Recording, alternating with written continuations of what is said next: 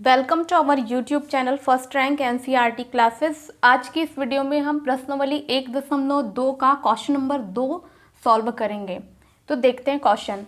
आप जानते हैं कि 1/7 बराबर 0.1428557 है। वास्तव में लंबा भाग दिए बिना क्या आप बता सकते हैं कि 2/7, 3/7, 4/7, 5/7, 6/7 के दशमलव प्रसार क्या हैं? यदि हाँ तो कैसे? ठीक है, हमें यहाँ पर 1/7 का दशमलव प्रसार दिया हुआ है और ये बाकी के जितने भी भिन्न हैं या जितनी भी संख्याएं हैं उनका हमें दशमलव प्रसार ज्ञात करना है, वो भी बिना लंबा भाग दिए। तो हम बहुत ही इजीली इसको कर पाएंगे। हम क्या करेंगे, यहाँ पर 2/7 को 2 गुणित 1/7 लिखेंगे। सेम यहाँ पर 3/7 को 3 गुणित 1/7 लिखेंगे। 4/7 को 4 गुणित 1/7 लिखेंगे। 5/7 को 5 गुणित 1/7 लिख देंगे और 6/7 को 6 गुणित 1/7 लिख देंगे। ठीक है, और यहाँ पर 1/7 का दशमलव प्रसार हमको दिया हुआ है, तो हमें कुछ नहीं करना। इस दशमलव प्रसार में यहाँ 2 का गुणा, इसी प्रकार यहाँ 3 का, यहाँ 4 का, यहाँ 5 का और यहाँ 6 का करेंगे तो हमें यहाँ बिना मतलब बड़ा या लंबा भाग दिए ही इन संख्याओं के दशमलव प्रसार ज्ञात हो जाएंगे। तो यहाँ पर 2 गुणित इसका दशमलव प्रसार लिख लेते हैं 0.1428557। ठीक है, गुणा करेंगे 7 दूनी 14 की 4 हासिल का 1, 5 दूनी 10, 10 और 1 11 हासिल का 1, 8 दूनी 16, 1 17 की 7 हासिल का 1, 2 दूनी 4 और 1 5, 4 दूनी 8 और 2 एकम 2 और ये शुरू में 2 शून्य शून्य और यहाँ पर ये दशमलव। ठीक है, इसी तरीके से हम यहाँ पर आगे गुणा करते जाएंगे और हमें इन सारी संख्याओं के दशमलव प्रसार ज्ञात हो जाएंगे। तो इस प्रकार हमने बिना भाग दिए इन सारी संख्याओं का भी दशमलव प्रसार ज्ञात कर लिया है। मैंने यहाँ टाइम बचाने के लिए डायरेक्ट लिख दिया है, आप आराम से गुणा कर सकते हैं। इस प्रकार ये क्वेश्चन नंबर 2 कंप्लीट होता है। नेक्स्ट क्वेश्चन है क्वेश्चन नंबर 3। निम्नलिखित को P/Q के रूप में व्यक्त कीजिए, जहां P और Q पूर्णांक हैं तथा Q जो है वो बराबर नहीं है 0 के। ठीक है, तो इन सवालों को हमको P/Q के फॉर्म में मतलब एक परिमेय संख्या के रूप में लिखना है। तो चलिए देखते हैं। पहला क्वेश्चन है हमारा 0.6 और 6 के ऊपर बार लगा हुआ है। ठीक है, और हमें पता है कि जिस भी संख्या के ऊपर बार लगा होता है इसका मतलब वो संख्या रिपीटेड होती है, मतलब बार बार वो रहती है या बार बार आई हुई रहती है। तो चलिए देखते हैं। सबसे पहले सॉल्व करेंगे इसको, जो हमें क्वेश्चन दिया हुआ है उसको x के बराबर में ले लेंगे। x बराबर 0.6 के ऊपर बार। ठीक है, और जैसे यहाँ पर बार हटेगा तो 6 बार बार आएगा, तो 0.666 और ये आगे तक। ठीक है, अब हम क्या करेंगे, इसको समीकरण 1 नाम दे देंगे। ठीक है, और दोनों पक्षों में हमें क्या करना है, 10 का गुणा करना है, मतलब इस तरफ भी और इस तरफ भी। तो लिख देंगे कि दोनों पक्षों में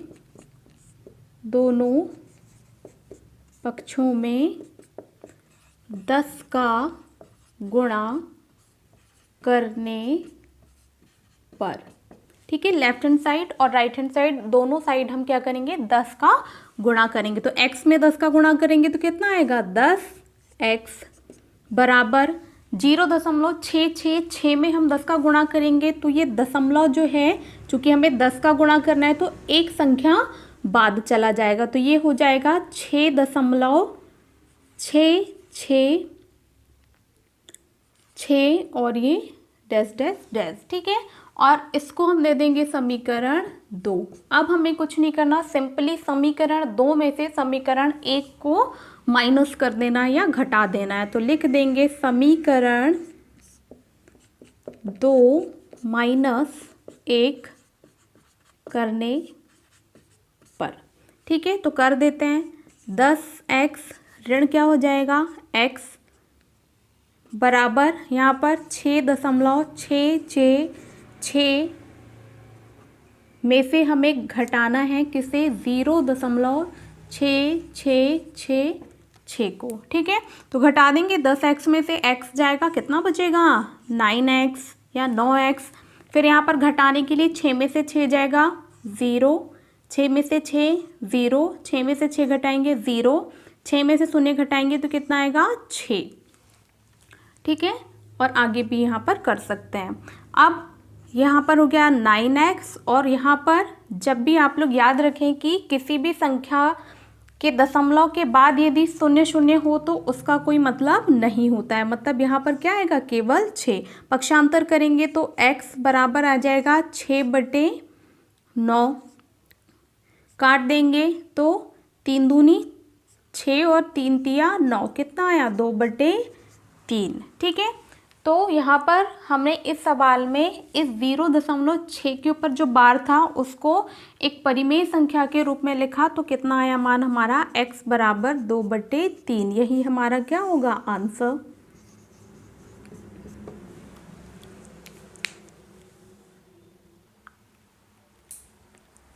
नेक्स्ट है क्वेश्चन नंबर 2, 0.4 और 7 के ऊपर बार लगा हुआ है। तो इस सवाल को भी हम सेम पहले सवाल जैसा ही करेंगे। ठीक है, तो यहाँ पर हो जाएगा, सबसे पहले हमको जो सवाल दिया हुआ है उसको x के इक्वल में ले लेंगे। तो x बराबर 0.4 और ये 7 के ऊपर बार लगा हुआ है। अब इसको बार हटाएंगे तो क्या होगा, x बराबर 0.4। अब यहाँ पर ध्यान देने योग्य बात यह है कि यहाँ पर 4 के ऊपर बार नहीं लगा हुआ है, केवल 7 के ऊपर लगा हुआ है, इसलिए 7 ही बार बार लिखा जाएगा। तो ये 7 7 और ये डैश डैश डैश। ठीक है, और पिछले सवाल की तरह हमको क्या करना है, दोनों पक्षों में 10 का गुणा करना है। तो लिख देंगे दोनों पक्षों में 10 का गुणा करने पर। जैसे ही 10 का गुणा होगा तो x में 10 का गुणा होगा तो कितना होगा, 10x बराबर, यहाँ जब 10 का गुणा होगा तो ये दशमलव एक संख्या बाद लग जाएगा, तो ये हो जाएगा 4.777। अब हमें क्या करना है, इसको समीकरण नंबर 1 नाम दे देते हैं, इसको समीकरण नंबर 2 नाम दे देते हैं, और समीकरण 2 में से एक को घटाने पर। ठीक है, घटाएंगे तो 10x ऋण x बराबर यहाँ हो जाएगा 4.777 माइनस 0.477 और ये डैश डैश डैश। घटा देंगे, 10x में से 1x जाएगा, कितना बचेगा, 9x बचेगा। यहाँ पर 7 में से 7 गया 0, 7 में से 7 गया 0, 7 में से 4 गए 3, और यहाँ पर 4 में से 0 गए तो 4 बचे, डैश डैश डैश।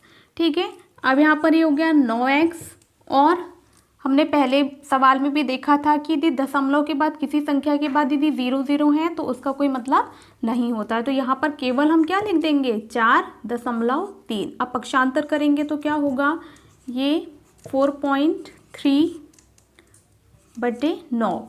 ठीक है, या 4.3/9। यहाँ से दशमलव जैसे ही हटाएंगे हम तो यहाँ पर ये हो जाएगा 43, और ये 9 और दशमलव ऊपर से हटेगा तो यहाँ क्या लग जाएगा, 0।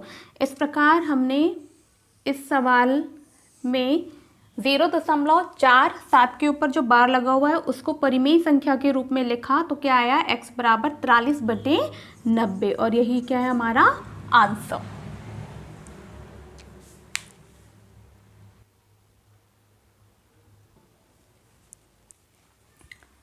थर्ड क्वेश्चन है हमारा 0.001 और इन तीनों के ऊपर बार लगा हुआ है। तो चलिए इसको हल करते हैं।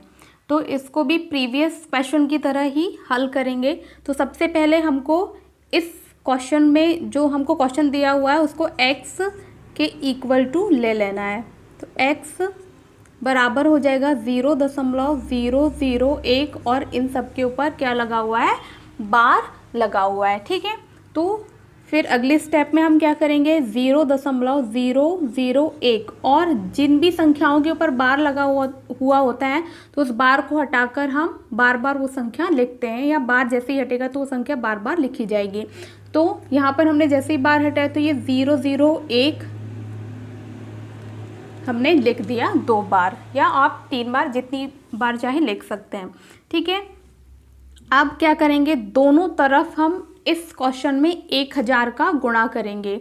हमने पिछले सवालों में 10 का गुणा करे थे, क्यों करे थे, क्योंकि वहाँ पर एक संख्या के ऊपर बार लगा हुआ था, और यहाँ पर 1 2 3 संख्याओं के ऊपर बार लगा हुआ है, इसलिए हम 1000 का गुणा कर रहे हैं। सपोज दैट यहाँ पर 2 संख्या के ऊपर बार लगा होता तो हम 100 यानी 100 का गुणा करते, तो इस चीज़ का आप ध्यान रखेंगे। ठीक है, तो लिख देंगे दोनों तरफ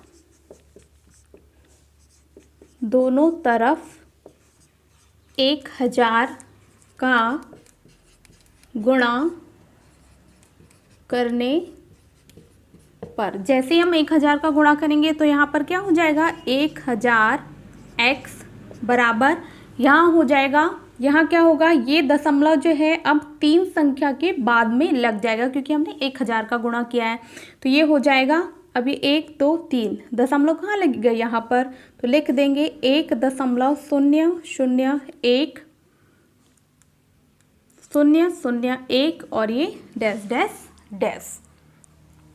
ठीक है, अब हमें क्या करना है, इसको दे देते समीकरण नंबर 1, इसको दे देते हैं क्या, समीकरण नंबर 2। अब समीकरण 2 से हम क्या करेंगे, समीकरण 1 को घटा देंगे। तो समीकरण 2 ऋण 1 करने पर, ठीक है, घटा देंगे तो ये हो जाएगा 1000x ऋण, यहाँ पर हो जाएगा x बराबर, यहाँ पर हो जाएगा 1.001 001 डैश डैश डैश, माइनस कर देंगे हम, यहाँ पर क्या है हमारा 0.001 001। ठीक है, जैसे ही घटाएंगे 1000x में से 1x जाएगा तो कितना बचेगा, 999x बराबर, यहाँ पर घटाएंगे 1 में से 1 गया 0, 0 में से 0 गया 0, 0 में से 0 0 0 0 और ये 0।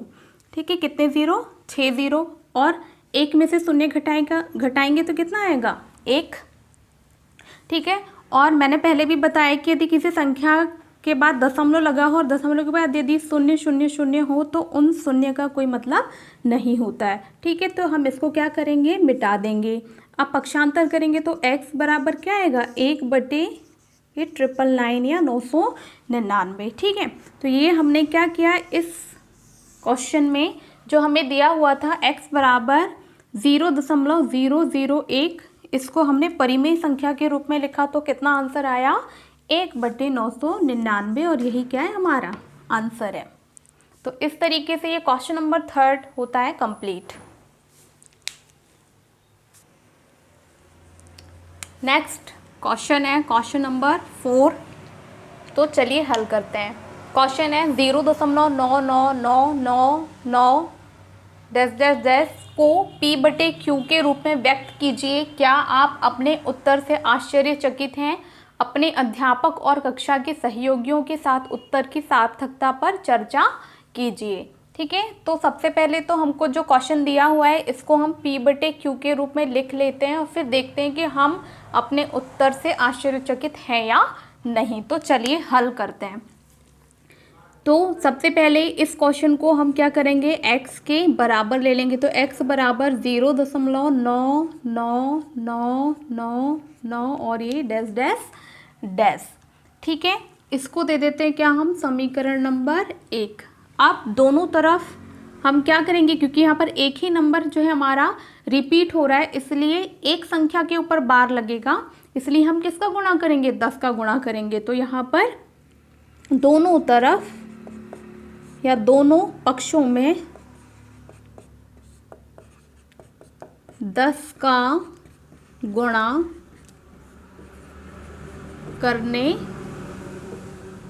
पर। ठीक है, 10 का गुणा करेंगे तो यहाँ पर क्या हो जाएगा 10x, और यहाँ पर ये दशमलव जो है एक संख्या बाद लग जाएगा तो 9.999 और ये 9 और यहाँ डैश डैश डैश। ठीक है, इसको दे देते हैं क्या समीकरण नंबर 2। अब क्या करना है हमें, समीकरण 2 में से एक को घटा देना है। तो लिख देंगे समीकरण 2 ऋण 1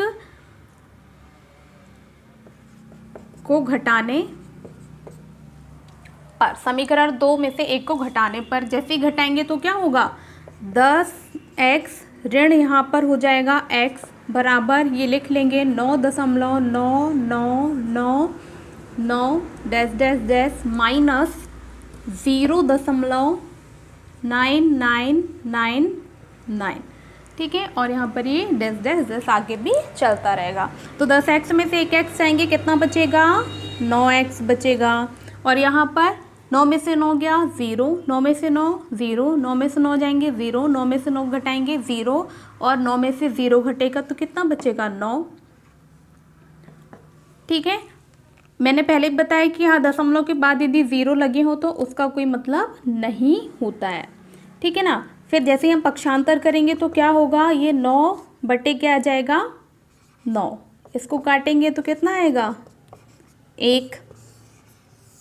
ठीक है, जैसे ही हमने इसको p बटे q के रूप में लिखा तो हमारा आंसर क्या आया 1 आया या 1 आया। ठीक है, तो यहाँ पर आप देखिए कि x का मान हमारा क्या है 0.99999 है, और यहाँ पर x का मान क्या आ जा रहा है 1। तो सही बात है कि इस उत्तर को देखकर हम आश्चर्यचकित हैं, लेकिन हम यहाँ पर देख पा रहे हैं कि यहाँ पर ये कंटिन्यूटी बनी हुई है, इसकी निरंतरता बनी हुई है, कहीं भी रिक्तता इसमें नहीं आ रही है। तो जैसे ही हम यहाँ आगे मतलब हजारों सैकड़ों हम क्या लिख सकते हैं अपन 999 लिख सकते हैं, और वो कहीं ना कहीं किसके इक्वल जाएगा, जब हम बहुत 9 लिखेंगे कहीं ना कहीं 1 के इक्वल होगा या नियरेस्ट होगा, इसलिए यहाँ पर हम x का मान 1 मान सकते हैं। ठीक है, तो ये क्या होगा हमारा आंसर। 5 सॉल्व करेंगे तो चलिए स्टार्ट करते हैं। देखते हैं क्वेश्चन। 1/17 के दशमलव प्रसार में अंकों की पुनरावृत्ति खंड में अंकों की अधिकतम संख्या क्या हो सकती है? अपने उत्तर की जांच करने के लिए विभाजन प्रक्रिया कीजिए। ठीक है, तो यहाँ पर 1/17 का जब हम दशमलव प्रसार करेंगे या इसको विभाजित करेंगे तो यहाँ पर हमारे दशमलव प्रसार में कितने अंकों की पुनरावृत्ति होगी ये हमसे पूछा गया है, या कितने अंक जो हैं या डिजिट जो हैं वो रिपीट होंगे। ठीक है, तो यहाँ पर इसको पहचानना बहुत ही इजी है। यहाँ पर 1/17 दिया हुआ है, तो 17 से एक कम 16 डिजिट यहाँ पर रिपीट होंगे। जैसे एग्जाम्पल के लिए लेते हैं, 1/14 होता तो 14 से या 14 से एक कम 13 डिजिट हमारे रिपीट होते। सपोज दैट 1/9 होता तो 9 से एक कम 8 डिजिट रिपीट होते। तो ऐसे बताना बहुत ही इजी है। तो सबसे पहले सिंपल तरीके से हम लिख लेते हैं कि 1/17 के दशमलव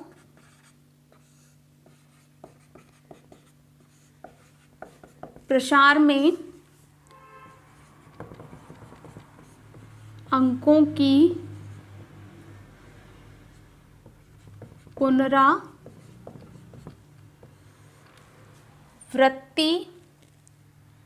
की पुनरावृत्ति में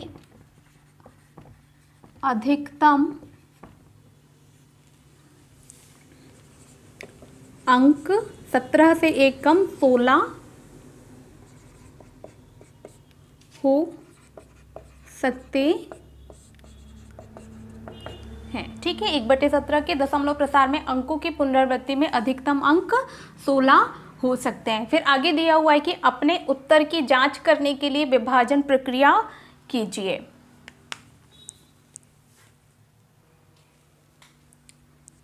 देखते हैं उत्तर की जांच। ठीक है, मैंने यहाँ पर सॉल्व कर दिया है। आप बहुत ही इजी है, आप विभाजित कर सकते हैं। टाइम बचाने के लिए मैंने ऐसे कर दिया।